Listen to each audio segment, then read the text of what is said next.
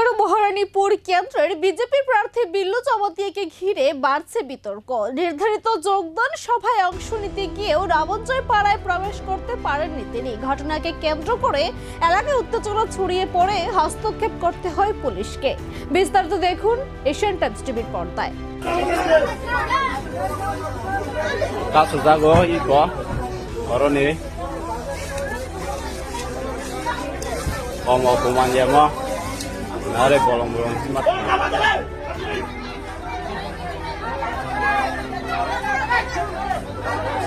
রবিবার তুলাশিখর ব্লকের অধীন রাবণজয় পাড়ায় বিজেপির একটি যোগদান কর্মসূচি অনুষ্ঠিত হওয়ার কথা ছিল। এই কর্মসূচিতে উপস্থিত থাকার কথা ছিল প্রার্থী বিল্লু জমাতিয়ার, কিন্তু এলাকায় পৌঁছানোর পর স্থানীয় বাসিন্দাদের একাংশ তার গাড়ি আটকে দেয় এবং সভাস্থলে যেতে বাধা দেয় বলে অভিযোগ ওঠে। স্থানীয়দের দাবি, রাজ্যের মন্ত্রী বিকাশ দেববর্মার জামাই হওয়ার কারণে বিল্লু জমাতিয়াকে প্রার্থী হিসেবে মেনে নিতে নারাজ সাধারণ মানুষের একাংশ। ঘটনাকে কেন্দ্র করে এলাকায় উত্তেজনা ছড়িয়ে পড়ে। পরিস্থিতি ক্রমশ উত্তপ্ত হয়ে উঠলে পুলিশ ঘটনাস্থলে পৌঁছে পরিস্থিতি নিয়ন্ত্রণে আনে।